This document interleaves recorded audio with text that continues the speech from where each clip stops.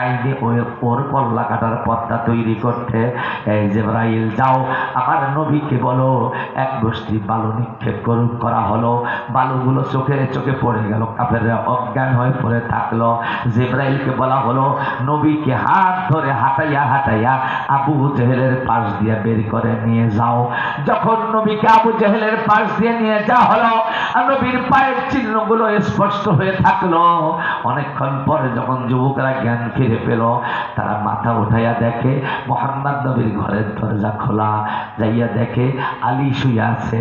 আলীকে তো সবাই ভয় পায়, পায় না? আরো যেরকম পায় কিনা? আমার বাবাজিরা, আমার ভাইয়ারা, আলীর সাথে কোনো কথা না বলে দৌড় দিয়া ইসা দেখে তাদের নেতা আবু জেহেল জ্ঞান হারায়া। নেতাকে ডেকে তুলে এইবার নেতাকে বলছে, নেতা সর্বনাশ। আবু জেহেল বলছে, কি সর্বনাশ আবার হলো বলো? আপনি আইন করেছেন যেটা, এবার ওই আইনের শিকার হচ্ছেন আপনি নিজেই। আল্লাহু আকবার বলেন। মানে আপনি আইন করেছিলেন যে মোহাম্মদকে পালাইতে দিবে, তার কল্লা কাটবেন। হলে হ্যাঁ এটা করেছিলাম তো। বলে আপনার পাশ দিয়ে মোহাম্মদ পালাই গেছে, এই যে পায়ের দাগ দেখেন, এই যে পায়ের দাগ, এবার আপনার আইন আপনার কল্লা কাটবো। ওই আইন বাতিল। হাসিনাও তো তাই করলো না? হ্যাঁ, যে আইনে মৌলবীদের কল্লা গলায় ফাঁসি ঝুলাবে, আসলে আমাদের কয়েকজনকে শেষ করতে পেরেছে, কিন্তু ওই আইন বন্ধ হয় না। ওর ফাঁসি রায় হয়েছে না? হয়েছে না? এই ব্রাহ্মণ্যবাদী ভারতে, এটা তো আসলে শয়তানি রাষ্ট্র একটা। শয়তান তো ওই জান্নাত থেকে ওই দেশে নাম ছিল, তাই না? ইমাম কুরতুবী বলেছেন শয়তানকে আল্লাহ তাআলা এই ভারতে নামায় দিয়েছে। জান্নাত থেকে শয়তান নামছে ভারতে, এই জন্য যত শয়তানি কাজ হয় ওইখানে। তখন ঠিক না? ওইখানে শয়তানি কাজ করছে হাসিনা, ওখান থেকে বের হইয়া খালি দেখ কোন দেশে তুই যাস, তারপরে ওই ফাঁসির রায় তোমার গলায় ঝোলে না না চলে। কথা কোন ঠিক না? আমার নবীজি এইবার যাচ্ছে, আবু জেহেল বলছে 100 লালন যে ধরতে পারবা। টাকা খাওয়া যুবক যেগুলো পাগলের মতো দিক বিদিক ছুটতে থাকলো।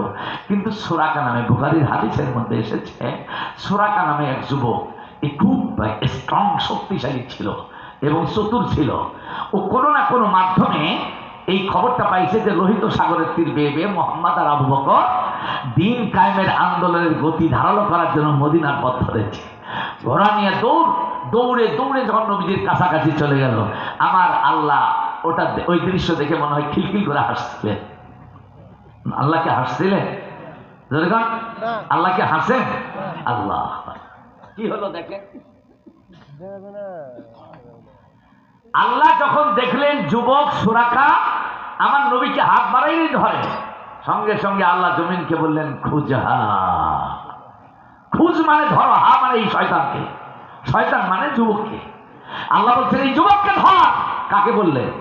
মাটিকে। যদি কোন কাকে? মাটির উপরে আসি বলে তো বাহাদুরি দেখাই। এই মাটিটা যদি ফাঁক হয়ে আপনার ভিতরে নেয়, বাহাদুরি দেখাইতে পারবে? তো যুবকের তাই হয়ে গেল, মাটি ফাঁক হয়ে গেল আল্লাহর আদেশে।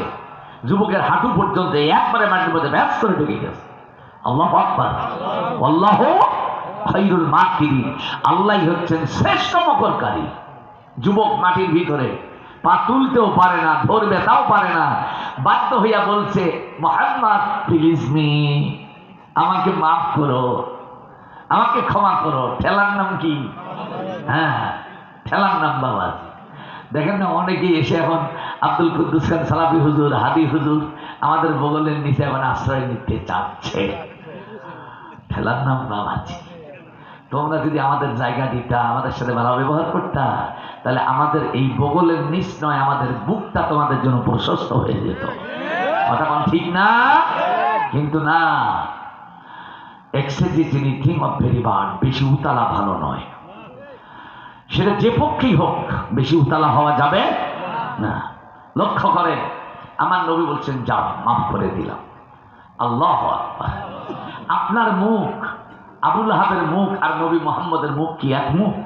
যদি কন, আবুল আহাব বলছে কি তাব্বাল্লাকা ইয়া মুহাম্মদ আলী হাযা জামাতানা, তোমার ধ্বংস হোক, এই দিনটা ধ্বংসের কারণ হোক। তুমি কি এই জন্য আমাদেরকে ডেকেছো লা ইলাহা ইল্লাল্লাহ বলার জন্য? আর সাথে সাথে আল্লাহ কি বলছে?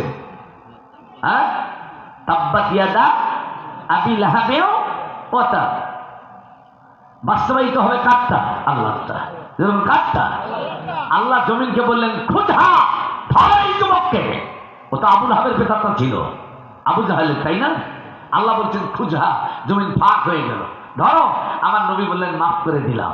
আল্লাহু আকবার। সঙ্গে সঙ্গে ফাঁক বন্ধ হয়ে গেল, যুবক বের হয়ে এলো। আমার নবীজি আমার পথ কিছু আগালে, কিছু দূর যাওয়ার পর আবার ওই যুবক তরবারি হাতে নিয়ে বলছে এবার যা মাইরা ফেলাম।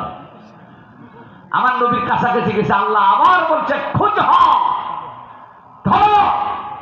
জমিন আবার ফাঁক হয়ে গেছে, একবারেই রান উরু পর্যন্ত মাটির ভিতরে ঢুকে গেছে। সুবহানাল্লাহ বলবেন না? আমাদের দেশে এরকম দুর্ঘটনা ওই স্বৈর শাসকদের আমলে হয়েছে না হয় নাই? ঢাকা সাভারে রানা প্লাজা নামে যে 6 তলা বিল্ডিংটা মাটির ভিতরে ঢুকে গেছে। আল্লাহ বোঝাইছে এই আবুল হাবের স্ত্রীর মর্যাদায় উম্মে জামিলের গোষ্ঠী সাবধান সাবধান।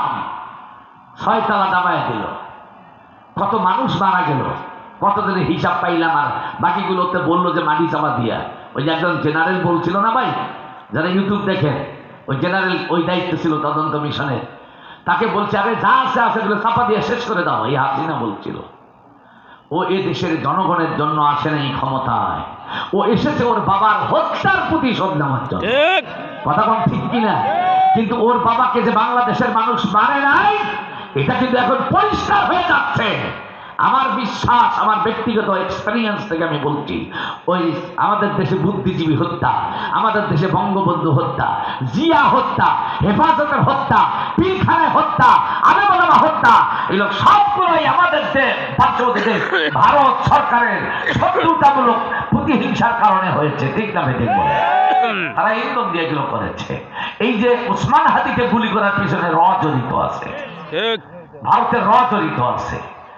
ওরা এত বড় আলিশান কিছু হয়ে যায়নি, তাদেরকে আমাদের দেশের সেনাবাহিনী ধরতে পারবে না। তার মানে আমাদের দেশের গোয়েন্দা বা ইন্টেলিজেন্ট ব্রাঞ্চ যারা আছে, ডিবিটিএসবি যারা আছে, তাদের মধ্যেও যারা লুকিয়ে আছে ভারতের রয়ের এজেন্টরা, এদের ঘাড়ে ভর করে তারা হয়তো এই হত্যা কাণ্ড ঘটাইয়া বারবার পার পেয়ে যাচ্ছে। ঠিক না বেঠিক বলে? এই জন্য জাতিকে এক একজন নাগরিককে এক একজন বীর মুক্তিযোদ্ধা সাজতে হবে। আমাদেরকে আর অবহেলায় বসে থাকা যাবে না। আমাদের চোখ কান নাক মুখ সব খোলা রাখতে হবে। ওরা আমাদেরকে শান্তিতে রাখতে দেবে। কথা কোন ঠিক না? ওই যে ইন্দিরা গান্ধী বলছিল না, আমার 2 দিকে মাথার ব্যথা সহ্য হয়ে যায়। তাকে ডাক্তার বলেছে মাথার ব্যথা মানে, বলে তুমি বুঝবা না। ডাক্তার যদি না বোঝে তাহলে বুঝবে কে? এবার রাজনীতিবিদ যারা, তাদের খেলা রাজনীতিবিদরাই বোঝে। একজন বললেন, আমি ওনার নামটা বলতে পারছি না, উনি বললেন তুমি বুঝবা না ডাক্তার, এই মাথার ব্যথা নয়, এই ব্যথা হচ্ছে পশ্চিম পাকিস্তান আর পূর্ব পাকিস্তান। কথা বুঝতে পেরেছেন? আমাদের দেশের স্বাধীনতা যুদ্ধে ওরা সহযোগিতা করেছে, কিন্তু সহযোগিতার চাইতে অসহযোগিতামূলক কর্মকাণ্ড করেছে বেশি। কথা কোন ঠিক না? আমাদের দেশে মানুষ যদি মারা গিয়েছে 30,000, ওটা 30 লাখ বানিয়ে দিয়েছে। কথা কোন ঠিক কিনা? আমাদের দেশের অস্ত্র শস্ত্র সম্পদ যা ছিল লুটপাট করে নিয়ে গিয়েছে, এবং হাসিনার আমলেও আমাদের দেশটাকে ভঙ্গুর করে দিয়ে এই দেশটাকে ভারত হাতের মুঠোয় নেওয়ার খেলা খেলেছিল। আমাকে বলেন ঠিক কিনা? বিশ্বাস করেন, আমাদের এইখানে যে রয়ের সদস্য নাই তা কিন্তু বলা যাবে না। এইখানে এই মাহফিলেও রয়ের সদস্য কেউ না কেউ হয়তো আছে। আমি এই কথাগুলো বললাম, দেখবেন এই কথাগুলো ওরা ওদের যথাযথ জায়গায় পৌঁছায় দেবে। আমি বলতে চাই, বীর বাঙালির বুকে যতক্ষণ তাজা রক্ত থাকবে আর তাদের আকীদা বিশ্বাস যতক্ষণ তাওহীদের প্রতি থাকবে, ভারত সরকার কেন, ভারত খান হয়ে গেল বাংলাদেশকে দখলে নিতে পারবে না। কথা বলেন ঠিক কিনা? আমরা স্বাধীনতা সার্বভৌমত্বের অতন্দ্র প্রহরী। কথা বলেন ঠিক কিনা? ইসলাম রক্ষার আমরা আন্দোলনের অতন্দ্র প্রহরী। এই জন্য আমাদের সজাগ থাকতে হবে। আমার বাবাজিরা, এবার আসেন নবীজির সামনে অগ্রসর হলো। শেষ করে দিচ্ছি, আর কষ্ট দেব না আপনাদের। তবে উঠা যাবে না, কাউকে উঠতে দেবেন না। কোন যুবক ভাই উঠবে না, আল্লাহর ওয়াস্তে আমি অনুরোধ করি, কেউ উঠবে না। যুবক 3য়বার আমার নবীকে আক্রমণ করেছে। যুবকের নাম কি? সুরাকা। দেখুন কি নাম? যুবক ভাইরা বলো কি নাম? সুরাকা। 3য়বার আমার নবীর কাছাকাছি গেছে, ধরবে, হয়তো ধরবে। হুজুর এই বক্তাকে চেনেন না? ফখরুল ইসলাম হাদি। এর মাসুকগুলো মাহফিলে শুধু মার্বেলের মতো ঘরে, কেউ উঠে যেতে চায় তাও দেখে, কেউ অমনোযোগী তাও দেখে। প্লিজ অল্প কয়েক মিনিট ভাই।